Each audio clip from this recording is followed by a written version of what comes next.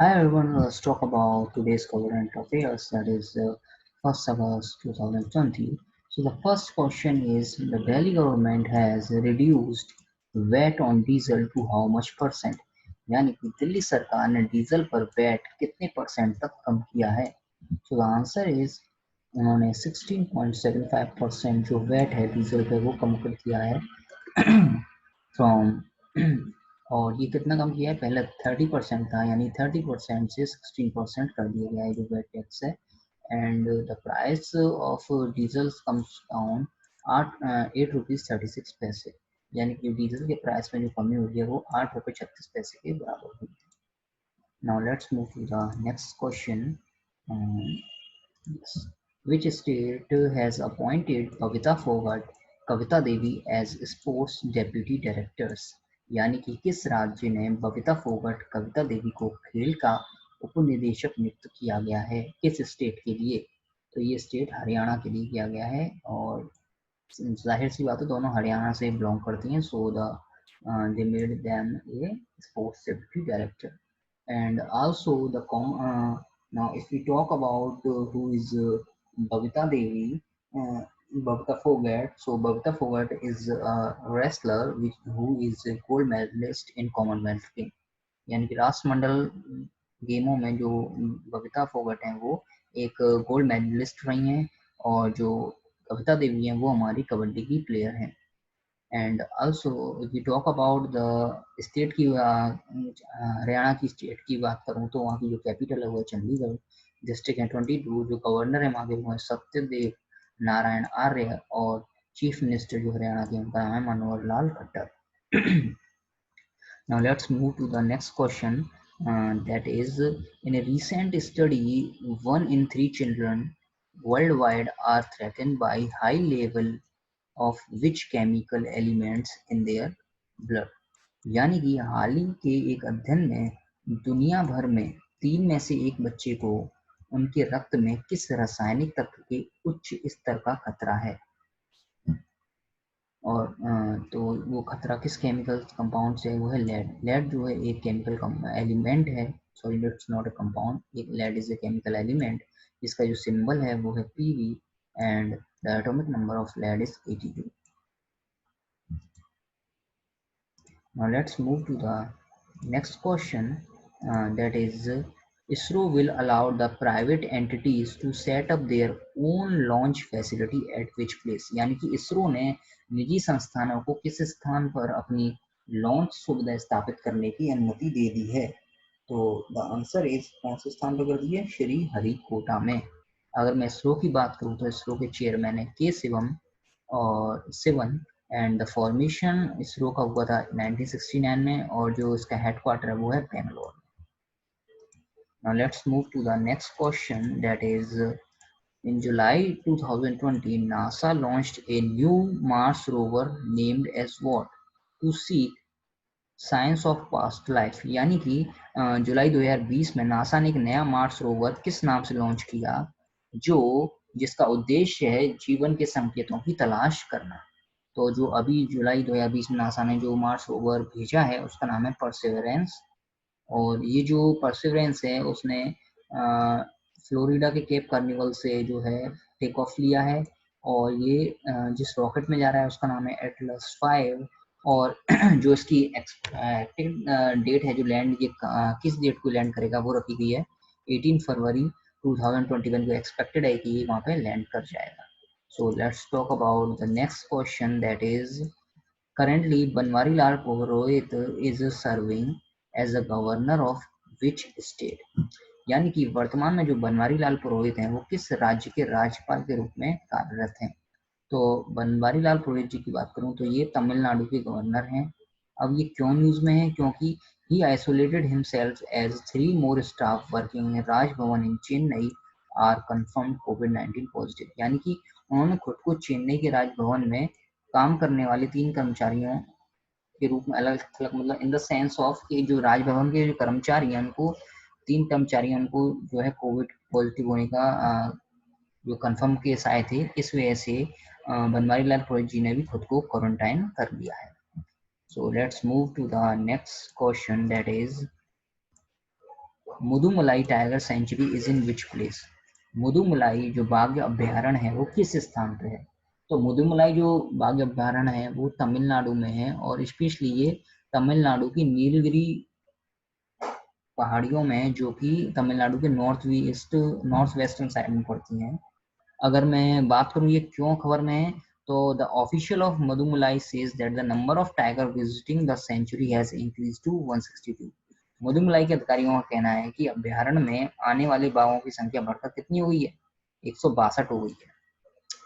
Mudumalai lies at the tri-junction of Tamil Nadu, Kerala and Karnataka. This is also a simple question from this question कि मधुमलाई जो है एक tri junction है, यानी कि कहाँ पे स्थित है? उसमें 3 स्टेट्स मिल रही हैं, तमिलनाडु, केरल और कर्नाटक के जो ट्राई जंक्शन पे मधुमलाई स्थित है। ओके, अगर मैं बात करूँ तमिलनाडु की कैपिटल की, तो तमिलनाडु की जो कैपिटल है वो है चेन्नई। डिस्ट्रिक्ट है यहाँ पे 38, और जो अभी डिस्ट्रिक्ट बना है वो मार्च 2020 में ही बना है। और अगर मैं बात करूँ तमिलनाडु के गवर्नर की, तो वो है बनवारीलाल पुरोहित, और चीफ मिनिस्टर है यहाँ के Edappadi K Palaniswami. Okay, so now let's move to the next question. The next question is, who has launched a personal UPI payment link mpay.me? यानी कि एक व्यक्तिगत जो भुगतान लिंक है, किस यूपीआई ने mpay.me नाम से लॉन्च की गई है? तो किसने ये लॉन्च की है?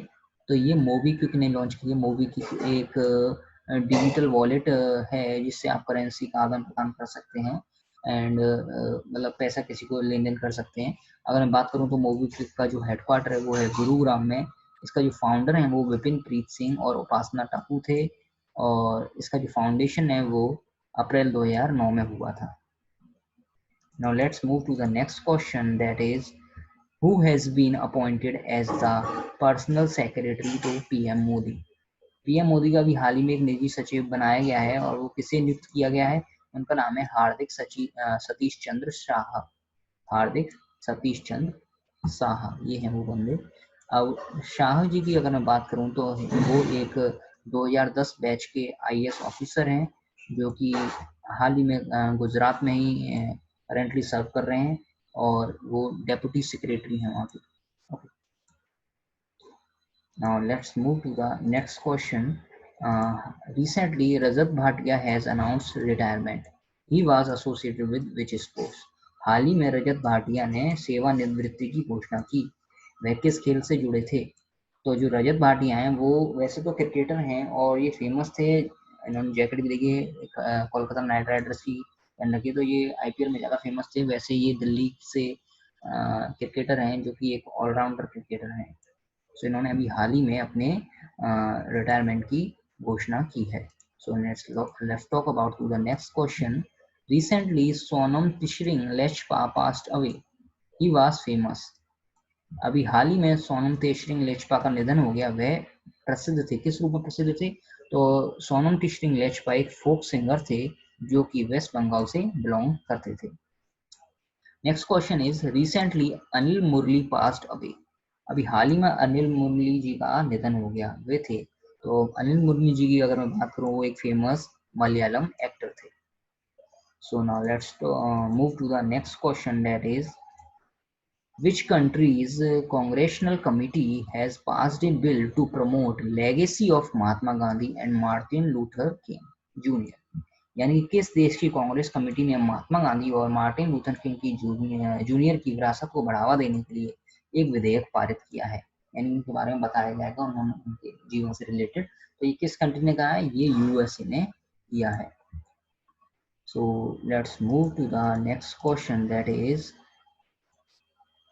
इसरो विल सेट अप, किस नाम से सेटअप करेगा, as a single window nodal agency for the private sector? ISRO निजी क्षेत्र के लिए एक एकल नोडल एजेंसी के रूप में किस नाम से उसकी स्थापना करेगा? प्राइवेट सेक्टर के लिए है, तो उसका नाम है इनस्पेस। इनस्पेस नाम से वो इसे लॉन्च करेगा, सेटअप करेगा। The proposed InSpace Indian national space promotion and authorisation centre, इसकी फुल फॉर्म है इनस्पेस की Indian national space promotion and authorisation centre. will be a single window nodal agency for enabling and regulating space activity and the use of ISRO's facility by the private sector। तो ये जो मतलब ये launch किया गया है in space, इसका simple सा मीन है कि प्राइवेट सेक्टर्स जो है इसके द्वारा इसरो की जो भी फैसिलिटीज हैं जो भी रेगुलेटिंग स्पेस एक्टिविटीज हैं उनका यूज कर सकते हैं। So let's move to the next question, that is recently government has imposed safeguard duty on solar cells till, यानी कि हाल ही में सरकार ने सोलर सेल्स जो है, सोलर सेल्स होते हैं उन पे उनकी गार्ड ड्यूटी लगाई गई है उन पे। वो कब तक लगाई गई है? तो जो गार्ड ड्यूटी है वो उन पे जुलाई 2021 तक लगाई गई है। अगर मैं बात करूं नेक्स्ट क्वेश्चन की, तो who has been appointed as the MD and CEO of Indian rating agency ICRA. जो भारतीय रेटिंग एजेंसी है आईसीआरए, उसके एमडी और सीईओ के रूप में किसे नियुक्त किया गया है? तो वो नियुक्त किया गया है एन सेवाराम जी को, एन सेवारमन जी को। Okay, now let's move to the next question, that is international thermonuclear experimental reactor is in which country? अंतरराष्ट्रीय थर्मोन्यूक्लियर प्रायोगिक रिएक्टर किस देश में है? तो ये जो रिएक्टर है वो फ्रांस में है। अब ये क्यों यूज में है? क्योंकि द स्टार्ट ऑफ असेंबली, इस जो रिएक्टर है उसकी असेंबली का जो है ना शुरुआत हो चुकी है, जो कि फ्रांस में सेलिब्रेट भी की गई सेंट पॉल लेस ड्यूरेंस में। ओके, अब इस सेलिब्रेशन का जो होस्ट है, मतलब इसको इस सेलिब्रेशन किसने होस्ट किया है? वहाँ के प्रेसिडेंट इमैनुअल मैक्रोन ने। सो it is in the news because of the start of this assembly at St. Paul Les Durance. So now let's move to the next question. Uh, the US dropped the atomic bombs on Hiroshima and Nagasaki in which year? So जैसे कि अगस्त चल रहा है तो इसकी ये question लाजमी है। अमेरिका ने किस वर्ष में हिरोशिमा और नागासाकी पर परमाणु बम गिराए थे? तो ये 1945 में गिराए थे। As you know that the United State detonates 2 nuclear weapons over Japan cities, that is Hiroshima and Nagasaki, on August 6 and 9, 1945, with the consent of United Kingdom as required by the Quebec Agreement। Quebec समझौते के अनुसार जो भी हुआ था United kingdom की सहमति के साथ, तो हिरोशिमा और नागासाकी पे क्रम से 6 अगस्त और 9 अगस्त को जो अमेरिका उसने न्यूक्लियर बॉम्ब गिरा दी थी, जिसके आज तक साइड इफेक्ट्स वहाँ पे मौजूद हैं। There is so much high radiation at that place. So now let's move to the next question, which is going to the last question of the session.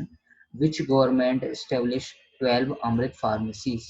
किस राज्य सरकार ने 12 अमृत फार्मेसियों की स्थापना की है? तो जो गवर्नमेंट है जिसने इनकी स्थापना की है वो है जम्मू कश्मीर। जम्मू कश्मीर ने अभी हाल ही में अपने यहाँ एक 12 अमृत फार्मेसी की स्थापना की है। द अमृत फार्मेसी क्या है? ये अमृत फार्मेसी जो है, जो ब्रांडेड ड्रग्स को उनके जो जैसे कि कैंसर की दवाई है, कार्डियोवास्कुलर जो भी डिजीज है उनके लिए जो मेडिसिन है, उनको 60% डिस्काउंट पे बेचती है। यानी कि कितनी अच्छी चीज़ है। तो ये जो अमृत फार्मेसी जो अभी 12 जो लॉन्च की गई हैं, एस्टेब्लिश की गई है, वो हाल ही में जम्मू कश्मीर में की गई है। सो ये था आज के this is the today's current affairs. और अगर आपको इसके PDF नोट चाहिए तो you can join my Telegram channel, जिसकी मैं लिंक डिस्क्रिप्शन में प्रोवाइड कर दूंगा। So thanks for watching and thank you, good bye, see you all.